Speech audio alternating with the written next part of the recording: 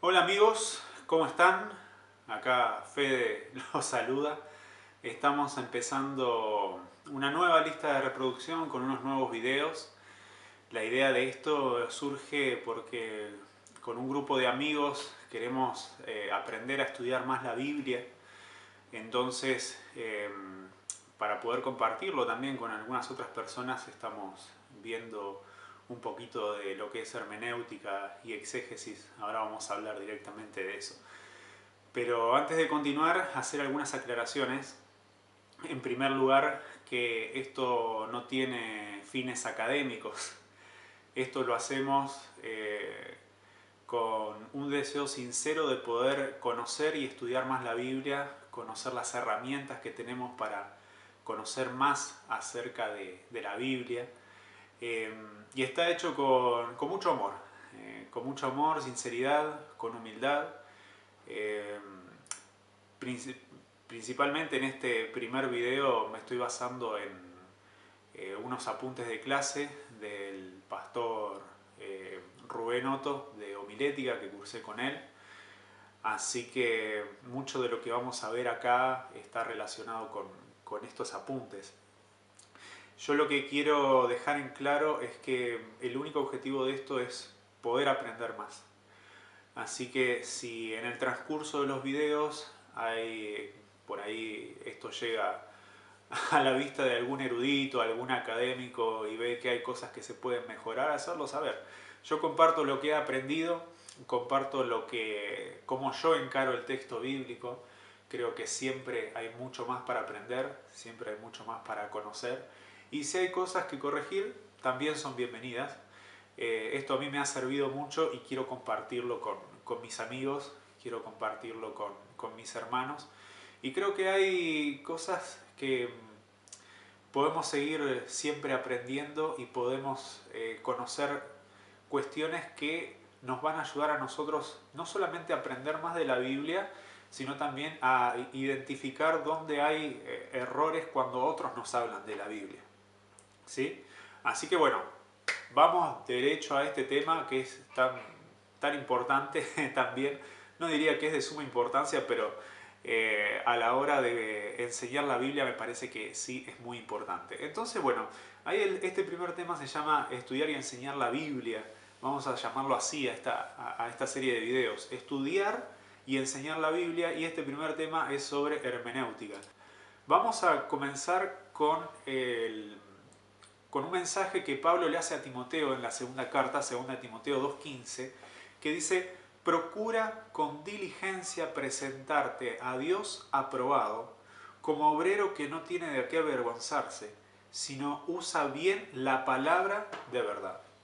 Y esto es muy importante porque estamos hablando sobre la palabra de verdad que es la Biblia. No es cualquier libro, nosotros no vamos a hacer hermenéutica sobre cualquier libro. Estamos hablando de un texto que es sagrado. Y a la hora de abrir la palabra de Dios, debemos darle la solemnidad que merece, porque es algo que ha sido revelado por Dios y es el mensaje de Dios para mí. No es cualquier libro. Pero fíjense que el versículo dice: procura con diligencia presentarte a Dios aprobado. Así que cada vez que vamos a abrir la Biblia les propongo que hagamos una oración y que pidamos perdón a Dios por nuestros pecados. ¿Les parece que podemos hacer eso? Cada vez que abramos la Biblia, oramos y pedimos perdón a Dios por nuestros pecados.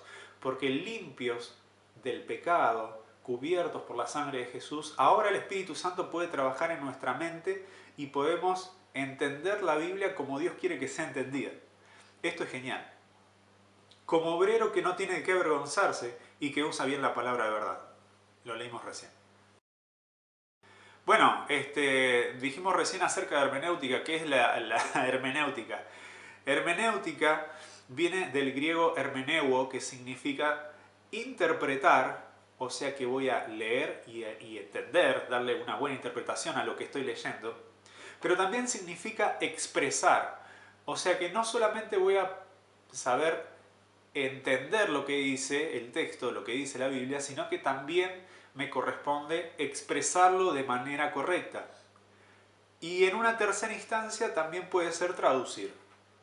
Ahora, cuando hablamos de hermenéutica estamos viéndolo desde el punto de vista teórico. Después en los siguientes videos vamos a entrar ya de derecho a lo que es la práctica a través del exégesis y de otras herramientas que tenemos. Pero necesitamos hacer esta introducción para saber dónde estamos parados. Objetivos generales de la hermenéutica. Miren, esto a mí me pareció muy interesante. En primer lugar, determinar qué comprendió y qué quiso comunicar el autor.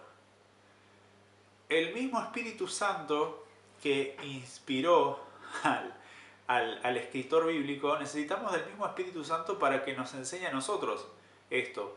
Porque ellos escribieron la Biblia, pero el autor es Dios. Así que necesitamos de Dios para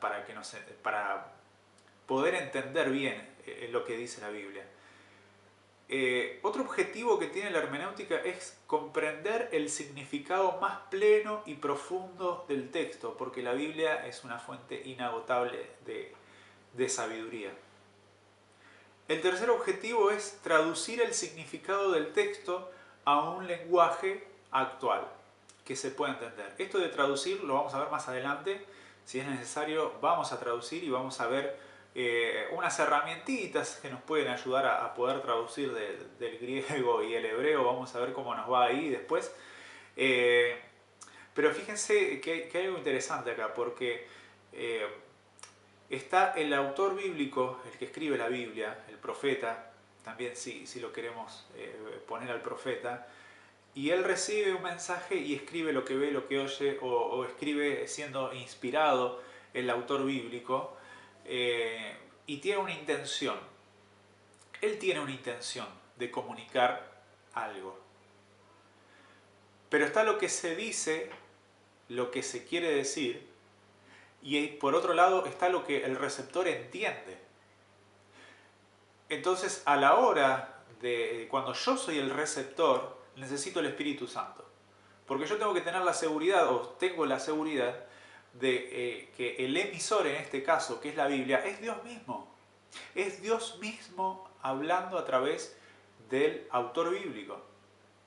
Pero cuando yo tengo que ser el emisor, también necesito del Espíritu Santo, porque lo que yo diga tiene que tener un sentido, tiene que tener un objetivo, y tengo que dejarlo claro para que el que recibe, el receptor que está escuchando el mensaje, lo pueda entender.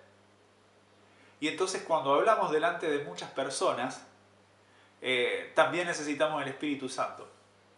Porque poder, a través de una predicación, poder suplir las necesidades espirituales de cada persona es difícil. Entonces, quizás hay alguna experiencia, quizás hay algo que queremos decir, alguna palabra que utilizamos y que el Espíritu Santo utiliza para llegar al corazón de esa persona. Entonces, volviendo, nosotros nos podemos poner en primer lugar como el receptor, siendo el emisor el autor bíblico inspirado por el Espíritu Santo, y nosotros siendo iluminados entonces a entender directamente el mensaje de Dios. Esa es la parte de siendo nosotros como receptor, que es lo que vamos a hacer, vamos a estudiar, pero a la hora de ser nosotros los emisores necesitamos el Espíritu Santo para que a través nuestro y de las palabras que vamos a hablar y del testimonio que demos de nuestras experiencias y de las ilustraciones también, poder llegar a las otras personas. Y necesitamos del Espíritu Santo para eso. En los apuntes hay un punto que no está, que es el 4, que lo puse yo, y es ¿qué debo hacer? Si ustedes dieron estudios bíblicos, saben dónde aparece esta pregunta. El ¿qué debo hacer? Cuando termina la fe de Jesús, ¿qué debo hacer? Cada vez que yo dé un mensaje, esta pregunta tiene que estar. ¿Qué debo hacer? ¿Qué quiero que, o qué me dice la Biblia que yo debo hacer y qué dice la Biblia que los demás, que mis amigos, que mis hermanos deben hacer? Porque esto no es teoría, esto es práctica. El cristianismo es algo práctico, es algo que se vive y es algo de lo que se da testimonio también. Tenemos estas consideraciones previas. Yo ya les mencioné, me adelanté acá a la presentación. La Biblia no es un libro común, es un libro inspirado y revelado por el Espíritu Santo.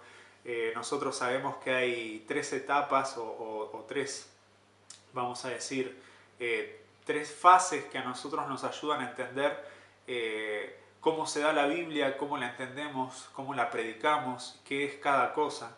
¿Sí? Hablamos, por ejemplo, de revelación. Revelación es algo que hace Dios.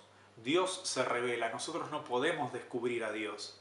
Y Dios se revela a través de sus siervos, los profetas. ¿Cómo lo hace? A través de visiones, a través de sueños. Ellos reciben la revelación, los profetas mismos. Hablamos de otro concepto que es sobre inspiración, porque no todos los que escribieron en la Biblia fueron profetas. ¿Qué es la inspiración entonces? Es la claridad que Dios le da o la forma de comunicarse de Dios a la persona, al autor bíblico, para que escriba. Y nosotros acá estamos hablando de inspiración de pensamiento. Acá no hay inspiración de palabras. ¿Por qué digo esto? Porque nosotros tenemos autores bíblicos que tenían diferente educación. Incluso algunos escribían con errores ortográficos. En un evangelio dice que había varios endemoniados en Gadara, en otros dicen que era uno solo. Entonces decimos, bueno, a ver, acá hay un error, la Biblia se equivoca. Bueno, hay que ver la traducción también. Pero esto es muy importante, que nosotros podamos entender que Dios inspira la mente de los escritores bíblicos. Y así como inspira la mente y ellos escriben con sus conocimientos, con sus falencias, con su cultura también en la época que escriben, el mismo Espíritu Santo que revela y que inspira es el mismo Espíritu Santo que nos da a nosotros la iluminación. Es el Espíritu Santo que nos enseña y que nos convence de pecado. Es el Espíritu Santo el que nos ayuda a entender el texto bíblico como tiene que ser entendido. Fíjense esta cita, ahora vamos a ver algunas citas de Elena de White. Particularmente en esta cita presenta ella que la Biblia tiene autoridad absoluta. Dice, en su palabra Dios comunicó a los hombres el conocimiento necesario para la salvación. Las Santas Escrituras deben ser aceptadas como dotadas de autoridad absoluta y como revelación infalible de su voluntad. Constituyen la regla del carácter, nos revelan doctrina y son la piedra de toque de la experiencia religiosa. Toda la Escritura es inspirada por Dios y es útil para la enseñanza, para la reprensión, para la corrección, para la instrucción en justicia, a fin de que el hombre de Dios sea perfecto, estando cumplidamente instruido para toda buena obra. Otra de las citas dice, la Biblia es su propio comentador. ¿Qué significa esto? Miren, dice, las verdades que se encuentran explicadas con la mayor claridad en la Biblia han sido envueltas en dudas y oscuridad por hombres doctos, que con ínfulas de gran sabiduría enseñan que las Escrituras tienen un sentido místico, secreto y espiritual que no se echa de ver en el lenguaje empleado en ellas. Esta cita es buenísima porque no hace mucho yo he estado escuchando algunos, vamos a decir, algunos estudiosos de la Biblia y en sus temas van al griego, van al hebreo. En algunas de estas personas que hablan acerca del griego les he encontrado fallas y te dicen, sí, pero la Biblia en realidad no está diciendo eso, porque en el griego dice tal cosa o en hebreo dice tal cosa, y saben que el 80 o el 90% de las personas, yo diría capaz que entre el 90 y el 95% de las personas que lo están escuchando no saben ni griego ni hebreo. Y esto puede traer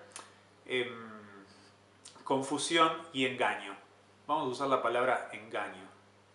Y me hace pensar en la época en la que los sacerdotes y los papas decían, no, la Biblia es demasiado difícil para que la entienda el pueblo, así que los únicos que la podemos leer somos nosotros. Y el pueblo no tenía la facultad de poder entender la Biblia. Y Lutero lo que hace es traducir la Biblia al alemán y se quisieron desgarrar todas las vestiduras. Y hoy en día hay algún que otro iluminado que también anda diciendo lo mismo. No, todo lo que ustedes aprendieron de la Biblia está mal porque está mal traducida. Yo te voy a dar la correcta interpretación. Entonces, ¿qué? ¿La Biblia es solamente para los que saben griego? ¿La Biblia es solamente para los que saben el hebreo? Algunos de ustedes me conocen y saben que tengo dos nenas chiquitas. Entonces yo no les puedo dar la Biblia a mis hijas para que lean la Biblia porque no saben el griego y el hebreo, porque está mal traducida o la van a malinterpretar. Eh, hay una frase, ahora me estoy acordando, una frase que dijo Lutero, que decía que la Biblia debería ser, el lenguaje de la Biblia debería ser como una madre cuando le habla a su hijo. Y eso es hermoso, eso es fantástico. Porque es el objetivo que Dios tiene también, de que nosotros podamos leer en nuestro idioma y entender en nuestro idioma. La exégesis y la hermenéutica a nosotros nos ayuda a ahondar un poco más en el tema y en el sentido que tuvo el autor cuando escribió o lo que fue revelado, pero tranquilamente podemos captar el mensaje principal de la Biblia en el idioma que tenemos. ¿Sí? Bueno, pero me estoy adelantando con esto. La Biblia es su propio intérprete. Miren lo que dice, esta cita es genial. Pero vi que la palabra de Dios en conjunto es una cadena perfecta de la cual una porción se vincula con la otra y la explica. Los verdaderos buscadores de la verdad no necesitan errar porque no solo es palabra de Dios clara y sencilla al presentar el camino de la vida, sino que el Espíritu Santo es dado como guía para comprender el camino de la vida en ella revelado. Lo que puedo ver de esta cita es que, y lo que he vivido personalmente, es que uno cuando es sincero, Dios te revela cosas. Y cuando seguís siendo sincero y malinterpretaste un texto bíblico, pero seguís con esa humildad y seguís buscando a Dios, Dios te lo va a mostrar. Tarde o temprano, si te han enseñado mal la Biblia, tarde o temprano Dios te va a mostrar el error. Puede ser un gran error, puede ser un pequeño error. El tema es que nosotros no dejemos de buscar esta verdad con humildad. El Nuevo Testamento y el Antiguo Testamento están unidos. Miren, dice, el Antiguo Testamento arroja luz sobre el Nuevo y el Nuevo sobre el Viejo. Cada uno de ellos es una revelación de la gloria de Dios en Cristo. Ambos presentan verdades que revelarán continuamente nuevas profundidades de significado para el estudiante fervoroso. lo que les comentaba recién.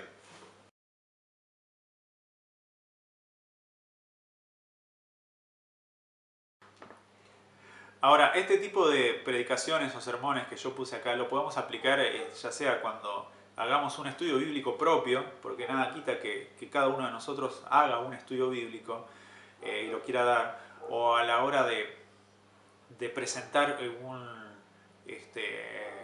un tema o una meditación. ¿Y por qué les digo esto? Miren, vamos a analizar estos tipos de predicaciones o sermones. En primer lugar está el temático. El sermón temático, la predicación temática, dice acá, yo elijo el tema y busco los textos para fundamentar mi tesis. Entonces vamos a hablar sobre la segunda venida. Así que yo voy a buscar en la Biblia dónde aparecen los textos sobre la segunda venida y en base a eso va a ser mi mensaje. ¿Verdad? Bueno, está el segundo tipo que es textual, ¿sí? La predicación textual o el sermón textual, que pueden ser 3 versículos, dan el tema, o un poquito más, un poquito menos, y refuerzo ese tema con otros textos. ¿Cuál es el sermón textual? En el sermón textual yo agarro una porción pequeña de la Biblia y después voy a otros lugares de la Biblia para fundamentar lo que yo he interpretado en estos 3 versículos. Digo, 3 versículos como para dar una porción chica de la Biblia, pueden ser un versículo. Lo relleno con historias, con anécdotas, vivencias personales, etc. ¿Sí? Esta clase de predicación se ve mucho en las campañas evangelísticas, donde se menciona una historia chiquita o versículos chiquitos y después se rellena con un montón de otras cosas. Bueno, vamos al sermón o predicación biográfico-narrativa. La predicación biográfica o narrativa se basa en la historia de un personaje, un incidente bíblico o una parábola. ¿Sí? Esto no tiene mucho más explicación que lo que está acá. El sermón expositivo, y acá es donde yo quería llegar. porque en base a este modelo o a este tipo de predicación, estaría bueno que nosotros encaremos el estudio bíblico cuando nosotros vayamos a estudiar la Biblia. Fíjense, se trata de más de 3 versículos. eh, Dijimos que 3 versículos por dar un número pequeño. ¿Sí? Puede ser cuando nosotros ven los subtítulos que hay en la Biblia, podemos agarrar una porción de esa. Puede ser un capítulo entero o un libro completo. ¿Sí? Estoy pensando en Judas, por ejemplo. O en el libro de Jonás también. Dice acá también pusimos, las divisiones del sermón son derivadas del pasaje elegido como texto, preferiblemente no más de 5 divisiones. Entonces vamos a hablar, por ejemplo, de las 15 cualidades del cristiano según el Sermón del Monte. Y entonces tenemos 15 divisiones ahí y la gente que nos va a escuchar se va a dormir. Por eso cuando tenemos 3 divisiones a la hora de hacer la recapitulación, cuando estamos terminando la predicación, el tema, sermón, lo que sea, hacemos el repaso, es más fácil para la gente acordarse. Si son 2, si son 3 partes, ¿sí? Si son 5 también, quizás hacer 6, 7 partes ya es mucho para retener. Así que si queremos hacer un estudio sobre un capítulo de la Biblia, por ejemplo, y vemos que la división natural del capítulo se va a más de 6, 7 partes, mejor hacemos 2 temas, parte 1 y parte 2, hacemos sermón 1 y sermón 2. Es un consejo, es un consejo. Esto no es ley. Como les decía al principio, yo comparto lo que aprendí y lo que me es útil y veo que funciona. El sermón expositivo posee unidad, orden y aplicación. La ventaja del sermón expositivo es que se basa en una porción bíblica suficientemente extensa, hecho que insta al predicador a exponer las ideas que el texto sustenta en lugar de presentar ideas propias. Porque ahora el texto me está hablando a mí, me está diciendo ¿cuál es el tema? El texto da el tema.